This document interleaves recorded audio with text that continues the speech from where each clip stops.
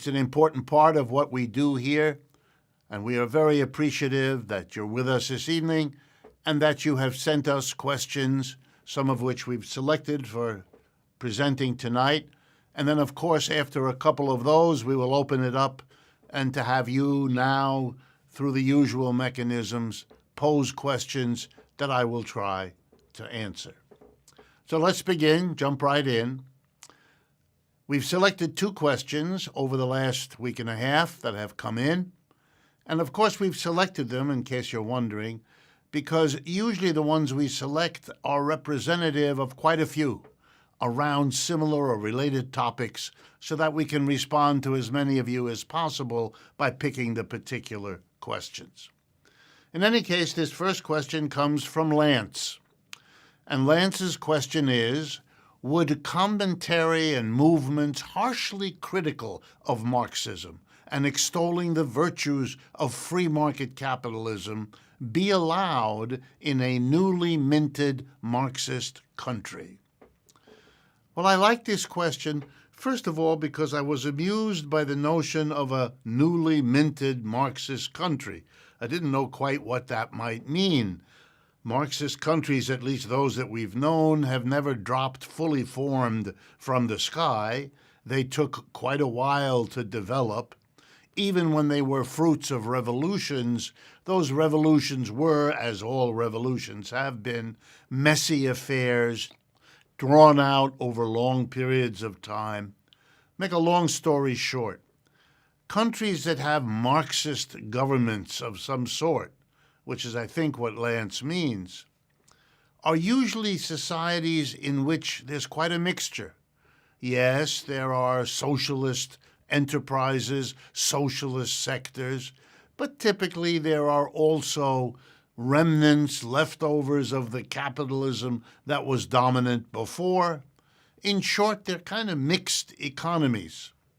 And so they would typically have people who are not so happy that the transition has happened from capitalism to something new and different, socialism of one kind or another. And those people will be thinking that they're not happy with this new arrangement. They're critical of socialism. They like capitalism. They might do exactly what Lance says, speak about, organize people to struggle for a return to the capitalism, the free markets, and all of that. And on the other side, of course, there would be the people who like the transition, who celebrate the new post-Marxist system. And they would talk about that. In other words, we would have conflict. We would have disagreement. And that's going to be there whether you technically allow it or not. In fact, if you repress it, if you make it impossible for people who feel that way, think that way, to say so openly, you know what will happen? They'll do it underground. And it's not at all clear from the historical record that whoever you are, if you're a socialist, that you'll be more secure having driven the opposition underground than in having it out front where you can see it. It's a little bit like that old saying that comes from another tradition. Keep your friends close, keep your enemies closer. You need to understand it. And here's a bottom line answer to that question. It varies. Across the history of every system, there have been moments when they allow different points of view to be argued, to be out in the open, and times when repression happens. My guess is that in Marxist countries, in the socialist countries that I suspect will be our future, there will be debates and struggles between those who want an open society and those who are afraid of where an open society might take them. That struggle will continue, and it'll be up to us to make sure it ends up more on that open end than on the closed one. The next question, also chosen from those that came in since we last spoke, comes from Alan. Alan asks, could you talk about Javier Milei? This is the new leader just elected in Argentina.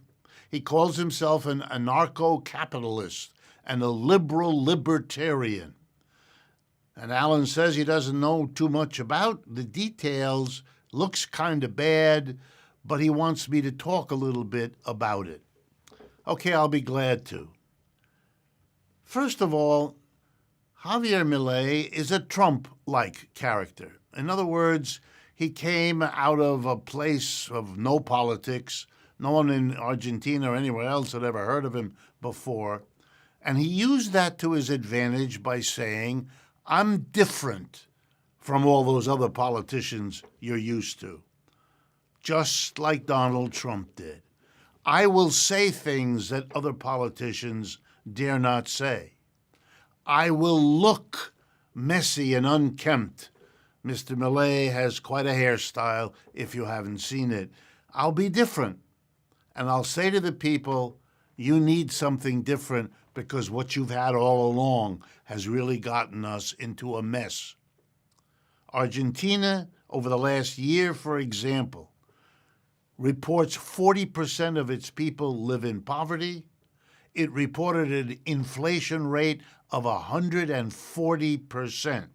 Compare that to the United States, which over the last year had more like 5 to 6 to 7% overall.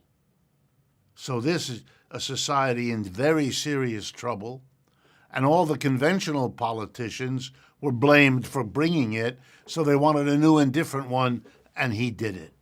And his libertarianism is also odd and strange. Here's what he advocated, and here is what he has already begun to do. He says he's going to get rid of the Argentinian currency and replace it with the dollar. He says he's going to cut or change relationships with Brazil and China that happen to be the two biggest trading partners that Argentina has. He promises to cut the government, to reduce it to next to nothing. He promises, I could go on. He's going to devalue the currency before he gets rid of it. And he did that. He already devalued the currency by over 50%.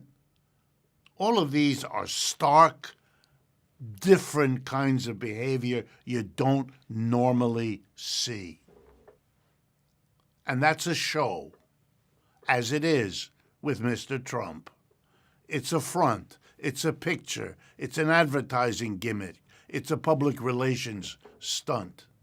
Because what's really different is very hard to see. The single most important thing that Donald Trump did in his administration of 4 years was to cut taxes on corporations and the rich. That's not new. That's not different. That's exactly what Republicans have been pushing for and doing when they could in the past. And what do we see with Mr. Milei? Pretty much the same. He has named to the top economic positions the same old people from the same old tradition that he denounced when he was running.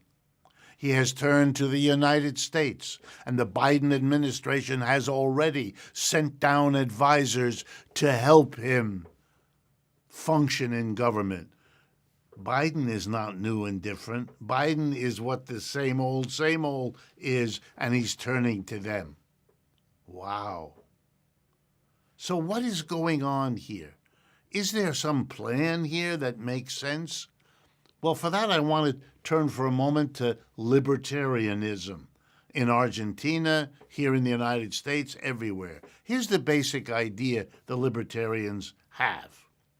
Whatever's wrong in our economic system, and libertarians are good about admitting quite a bit. They don't pretend it isn't there, but they have the answer. It's always the government. You see, the government is coming in and doing this bad thing, that bad thing, that bad thing, and that's why we have the problems we do. We have an inflation, the government is printing too much money. We have unemployment, the government is inhibiting private enterprise. When you ask, well, why does the government do what it does, they look at you blankly, as if you're supposed to know. as if there's something inherently evil about the government, which is what the libertarians, in fact, believe when you talk to them. So getting the government out, get the government out of printing money, we'll use some other money. Get the government out of dictating this, that, or the other thing. Blame the government for everything becomes a policy of get rid of the government. But the problem is, if you get rid of the government, you're left with big, powerful, private capitalist industry. And that's why we have a government, because when they were in charge, we had lousy pay, dangerous food, all the problems that led to regulation, all the problems that led to calling the government in to solve problems are now going to be brought back to us, which is why the libertarian blame the government never works. It's what people turn to in moments of difficulty, which is understandable. It's a hope, it's a dream, it's a straw you hope will keep you afloat. But it doesn't work. It doesn't deal with the complicated relationships that make an economy what it is. You scapegoat the government, you beat up on the government, you get rid of the government, and you discover you need the government. It's no different than scapegoating immigrants or scapegoating an ethnic group, and that's why it's not going to do much for Argentina, and it'll be sad to watch how much suffering there will be before the Argentinians figure that out and say goodbye to Mr. Milei. If Mr. Milei is successful, Tim asks a follow-up question. What would happen if he dollarizes Argentina? Well, it'll make Argentina totally dependent on the United States. And while in the past that might have made sense over most of the last 75 years, as the United States was a growing, expanding center of global capitalism, it would have made Argentina very non-independent, and that would have been a problem for them politically, culturally. But economically, it might have made a certain sense. It makes no sense now. Why? Because the United States is not the king of the hill economically. The United States and its G7 allies are now a smaller part of the world economy than China and its allies in the BRICS are. Hooking yourself up to the United States now is hooking your hopes and your future to something that's in increasing economic difficulty of its own.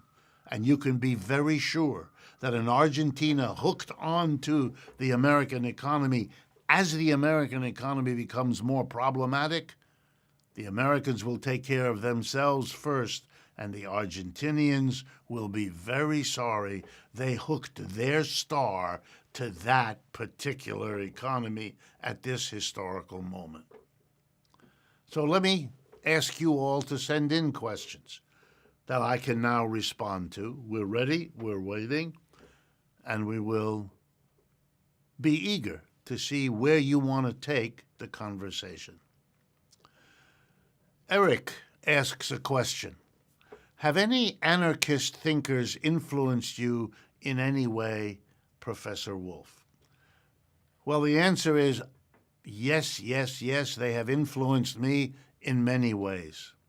You know, the anarchist tradition, if you take it seriously, has always been in a complicated but quite close relationship with the Marxist tradition. Marx himself, in his own lifetime, was wrapped up in relationships with anarchists. The most famous one at that time, a Russian named Bakunin, together with Marx, set up the First International. They were personal friends. They were intellectual allies. The anarchists that felt close to Marxism, and there were many, and the Marxists that felt close to anarchism, they were also many, understood that in modern capitalism, the state, the government, is a creature of the capitalist class. it is often referred to by Marxists as the executive committee of the capitalist class. So there are lots of capitalists, lots of employers, but they have to coordinate amongst one another, and that's difficult to do. And they have to worry about danger from below, the mass of workers whom they exploit, wanting to stop the exploitation. To coordinate, to repress, to protect against marauding other capitalist nations, the capitalists of every nation have turned to and created powerful state governments. And those governments are constrained to work in the interests of the capitalist class, reproducing it. Many of you have noticed that here in the United States. Who are the biggest donors to our political leaders? The biggest employers. Do they donate out of their love of the flag? Maybe, but they also donate in order to get the politicians to do what they need and to avoid what might threaten them. In other words, the overlap between big business and the government is obvious. It's so obvious that the leaders of government typically come from the circles of the leaders of business and go back into the business leadership community when they're done with their government service. And why is this important? Because it means that the anarchists, whose priority is the oppression of the government, and the Marxists, whose priority is the oppression that comes from powerful employers with the roles they play in the industries and enterprises they dominate, they of course have a natural affinity one with the other. The anarchist oppression by the state, the Marxist oppression by the capitalist class, the state and the capitalist class working together, it's only natural, logical, normal for anarchists and Marxists to work together. Marxists have always understood the crucial importance of the government in reproducing the capitalism they want to go beyond. And anarchists, most of them, have understood their partnership with the Marxists. Have they sometimes disagreed? Yes. Often it had to do with making a decision. In this moment, in this historical situation, is our priority to fight against the government, or is our priority to fight against the capitalists? Are there divisions between them that we can exploit, etc., etc.? But to show you the affinity, one of the most important lines ever uttered by the most famous Marxist of the last century, Lenin in Russia, where a revolution succeeded. One of the most famous things Lenin said when asked, what is it that you want to see happen as you build your socialist society after the 1917 revolution, answered, what we want and what we think will happen, and I'm quoting him now, is a withering away of the state. The Marxist idea was if you can overcome class divisions, if you no longer have master-slave, lord-serf, employer-employee, you don't need a government and a state that can repress.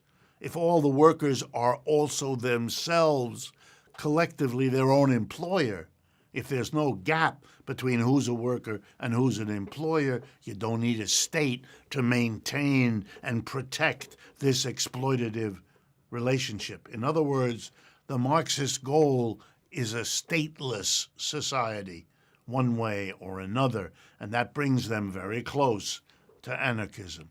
So yes, whether it's Bakunin or another famous Russian, Kropotkin, or other important thinkers in the anarchist tradition, they have been influenced by Marx and Marxism and vice versa, and that's a healthy interaction that continues in our time. The next question comes from Barbara. Thank you, Barbara. And she asks, can you describe an economic structure that combines Marxism with capitalism? Do you think the U.S. has sort of a start on this? Well, the answer is yes and no. And I'm sorry, but that's sometimes the kind of honest answer you have to give, because it depends a little bit on what you mean by these terms.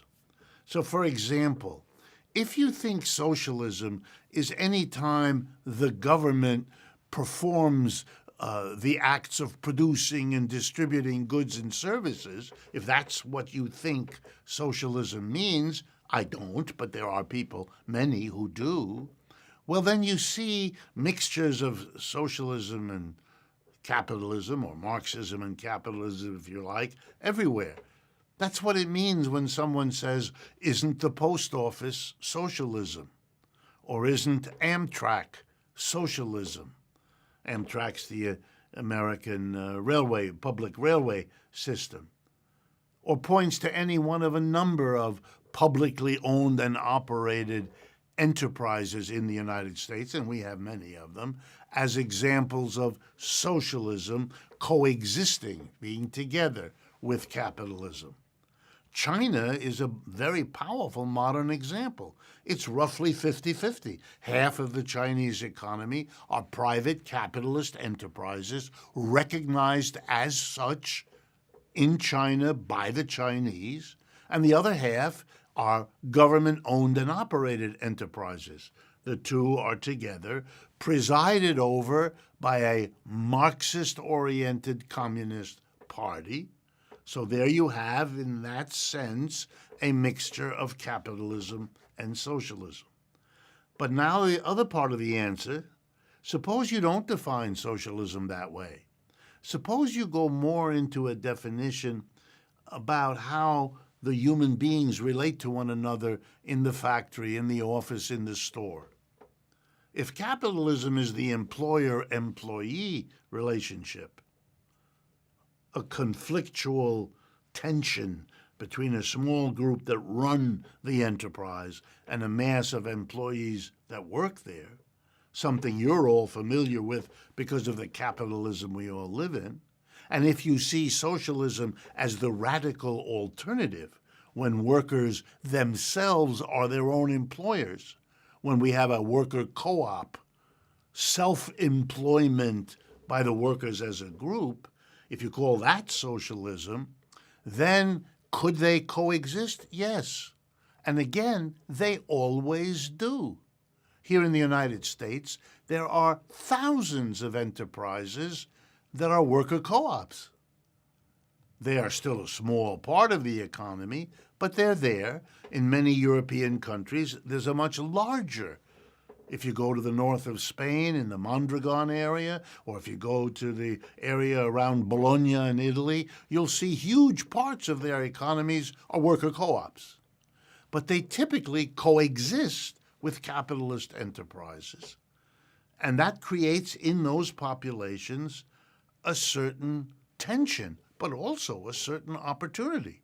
People can really see and go into the store of and buy things from and take a job in either or both kinds of enterprises to actually make up their mind how they would like their society to develop. More in the direction of worker co-op or more in the direction of traditional hierarchical capitalist enterprises. So in fact, the mixing of the two happens an awful lot, has already happened, and shouldn't surprise you, because transitions from the dominance of one to the dominance of the other are often characterized by minglings, by mixtures. I think socialism is coming. It's coming in a variety of forms, through a variety of experiments, but they are popping up in capitalist societies and therefore coexisting, the socialist and the capitalist, even across their different definitions. I want to be clear that we are taking questions from the chat and from our website. We take them from all the different places that they arrive at, and then we decide which ones to use. So please make use of any or all of these mechanisms, whichever is the easiest and most convenient for you. A man in Michigan asks, Can you elaborate on the root causes of cyclical failures that capitalism exhibits every 4 to 7 years? And explain how a Marxian economic model could alleviate or eliminate those issues. What a wonderful question, and many of you ask one or another variation of that question. First, let's make sure we're all on the same page. There's a government entity in this country called the National Bureau of Economic Research, which periodizes, it checks the history of every economic cycle. So it keeps a record of the cycles of depression, inflation, the business cycle, the crises, whatever you want to call them. We have lots of names because they do come on average every 4 to 7 years. Sometimes they are short and shallow. Sometimes they are long and deep. The 1930s was the longest and the deepest so far. But the last two, the one of 2008 and 9, and again the one of 2020-21, were short but very sharp and cut very deeply into the economy. So why does this happen? Well, the answer traditionally given by Marxists particularly, but not only by them.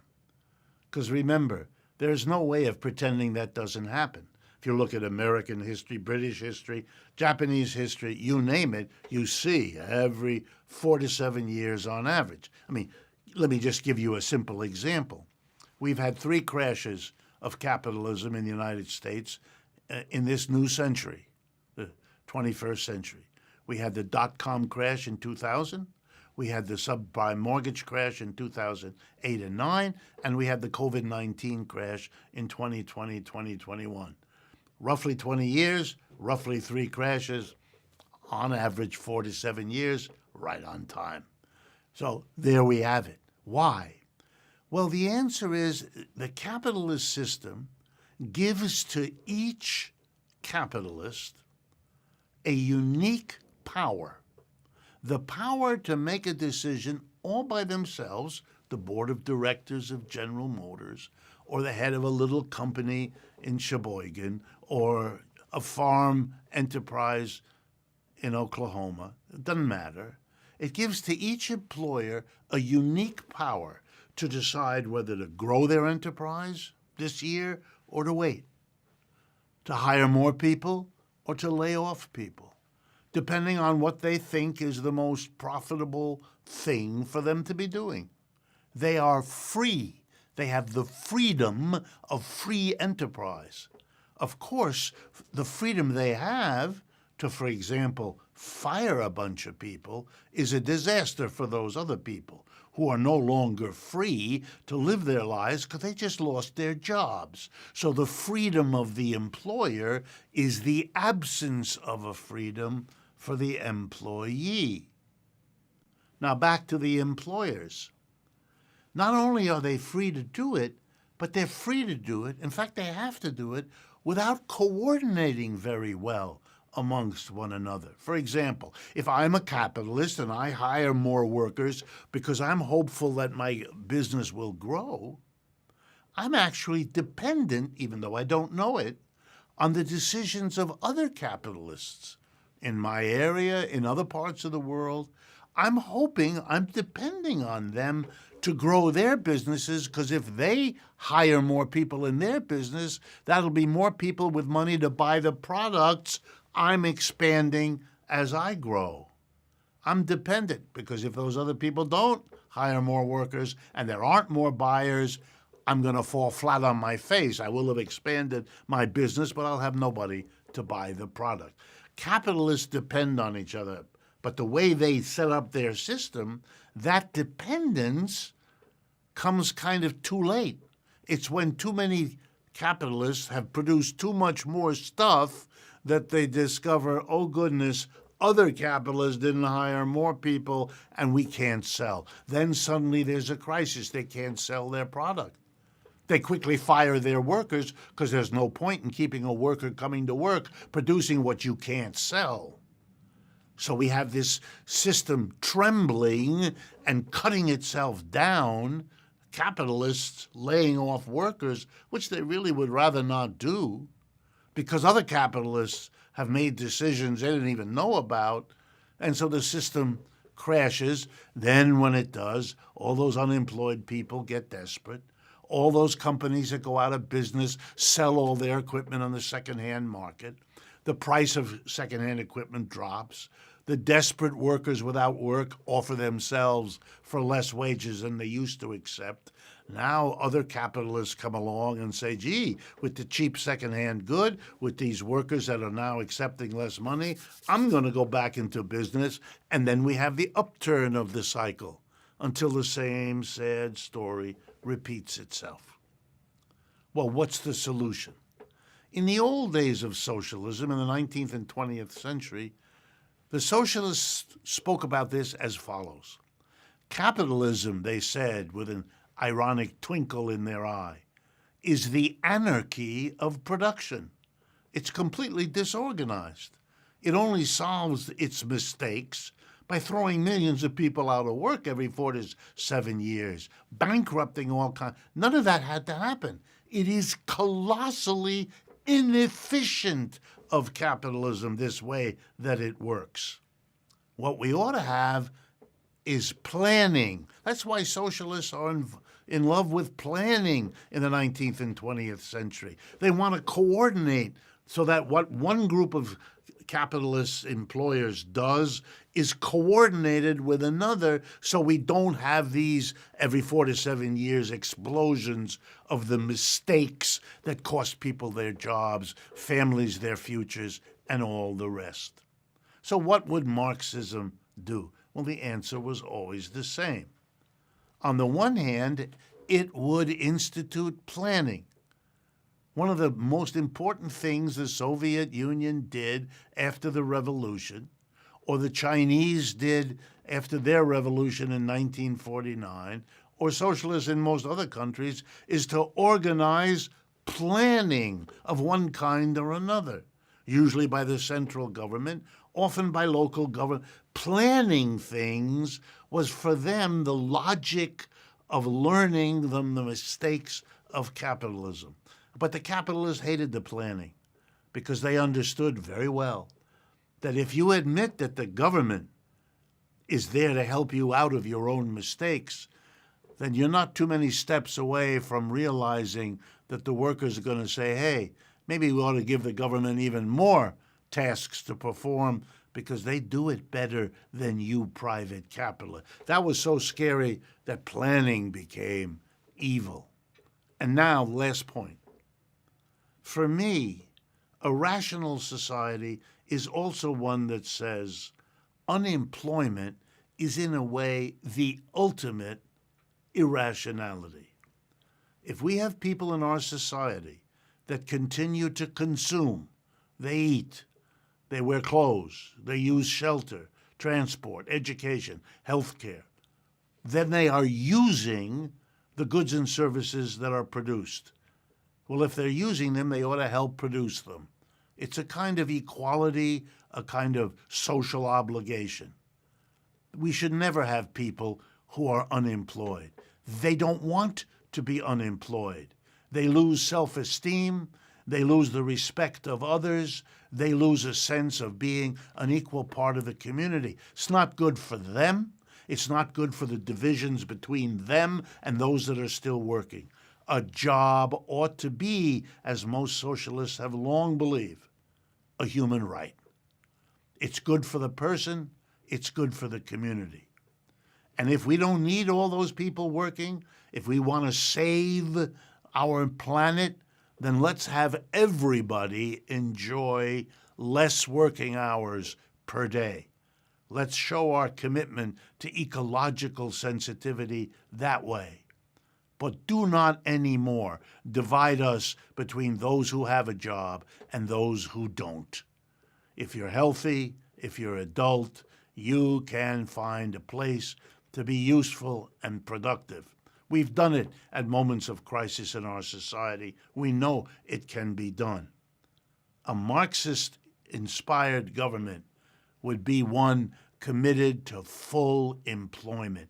Nobody worries about a job. No company has to worry if there's a loss of demand for what you produce. You don't have to go into a hysteric.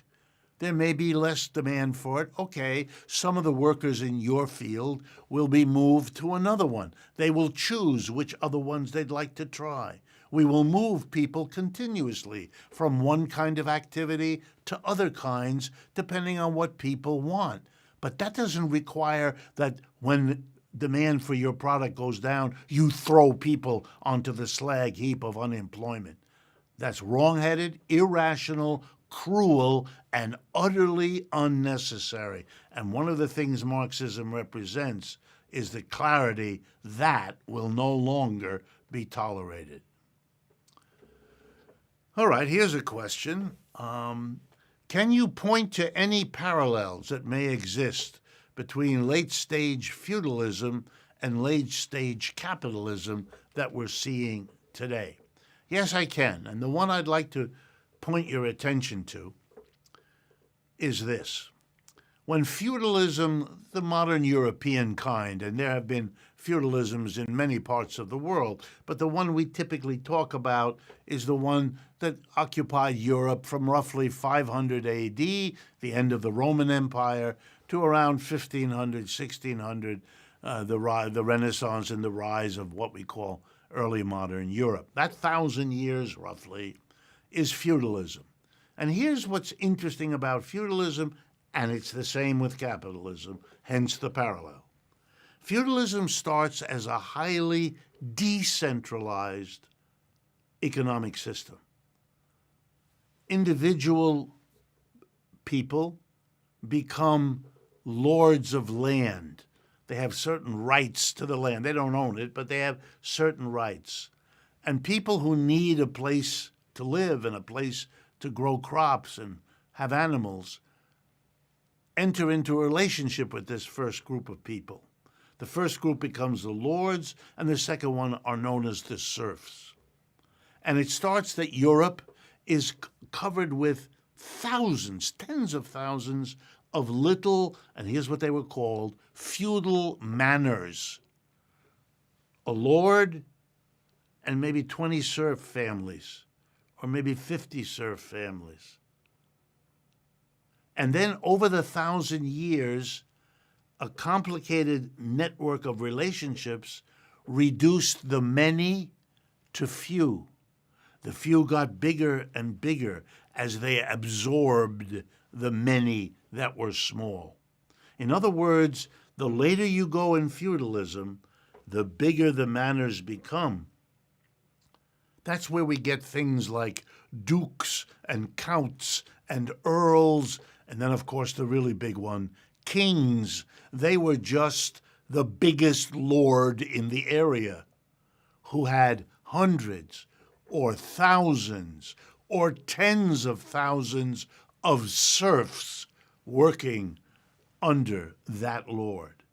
In other words, the tendency of late feudalism was to make every larger and larger feudal manors, from many small decentralized to a few big centralized. And without going into too much detail, that's exactly the way capitalism has worked. It starts out with an individual, often a runaway serf, going into a town and saying, well, I can't have serfs because it's a town, there's no land here, but I can enter into a relationship which we'll call the following. You, a runaway serf like me, you've got nothing. I've got a little bit that I was able to hold on to or find or steal. And I'll share the little bit I have with you if you work for me. In other words, there was the relationship of employer to employee. That's capitalism. That's how it was born, in the little corners and edges of European feudalism. But then over the last 300 or 400 years that we've had capitalism, what has it done? It's gone from many small individual capitalists, and we still have those, but the domination of our economy is by huge, enormous corporations. The 1,000 biggest corporations in America do more than half the work in this country, employ a huge disproportionate amount of people, gather into their hands a huge portion of the total profits. Yes, we celebrate little businesses, but they are the tail, and the dog is big corporate business. If you go to the center of any American city, you'll see how the buildings are arranged and who's in the tallest and who's in the biggest, etc., etc. So that's a commonality. The feudal system and the capitalist system start small but end in ever bigger and bigger things. That's why we have anti-monopoly laws, because they're the desperate effort of people in capitalism to try to limit that process, and it has not worked. Socialism, by the way, would put to the people the question, what's the size of an enterprise you want to live in? It's not automatic. We are not at the beck and call of some system that has its own logic. We just have to live. We can decide whether we want small business, big business, intermediate business, or mixtures of various sorts. That could be made a democratic decision. And if you're a socialist who believes in democracy, that's what it ought to be. Here comes a question from Chuck. And he asks, how would you explain the contradiction of the United States government's boasting about its military dominance throughout the world, while it functions essentially as a socialistic organization at the same time, boasting about the ways individualism within American society gives rise to American economic supremacy? Yes, this is an old question, and socialists with a twinkle in their eye have enjoyed asking. If you become a soldier in the American military, they spend at least your first few months breaking down whatever individuality you have. You dress alike, you look alike, any weird hairstyle is shaved off of you, and you are told you're part of this platoon, you're part of this battalion, you're part of this group. You have officers who will tell you when to stand up, when to sit down. You are to do what you are told. Wow. This has nothing like the individual, I do what I want, I become rich with my efforts, and if other people can't keep up, well then, too bad for that. No, no, no, no, no, no, no, no, no, no. You are to have each other's back. You are to take care of each other. You are to be solid. Many American friends of mine tell me that the days of when they were in the Army or the Marines or the Navy had the closest relationship they ever had in their lives, and they've been looking for it and not finding it ever since. No, there are lots of elements in military organization that are contradictions, as the question rightly says, with what the military claim to be their goal, which is to bring capitalism and democracy to the rest of the world. They want to set up an economic system that directly contradicts the way the military itself works. And the only way people who have been confronted with this contradiction have ever answered it is by mumbling something about how the needs of the military are different. Really? That's not much of an answer. Because imagine if your attitude towards your job were rather like your attitude towards your military unit. Maybe production would be a lot better organized if people saw it as a community not with military rules, but a community like the military set up to be successful. But in your work, you're not fighting a war with other people trying to win a war against you. You're trying to have a meaningful life. So why should the job not be organized to do what you want it to do? Why is it dictated that you have a kind of solidarity and group effort in the military, but you don't have that kind of effort? Not in the workplace, where you have a very different set of rules and objectives. In fact, I would go so far as to say the military have often experienced a problem in which the laws of the military become unbearable to the military themselves. If the people in charge are not sensitive to the needs and desires and feelings of those they are the leaders of, the gap between them grows, and with it, the effectiveness of that military. Now, the contradictions are obvious, and yet, if you look at them, they raise questions about how we organize both the military and the civilian workplace organizations. And we ought to ask, rather than accept blindly, whether the particular organizations in either one are the ones we want and need.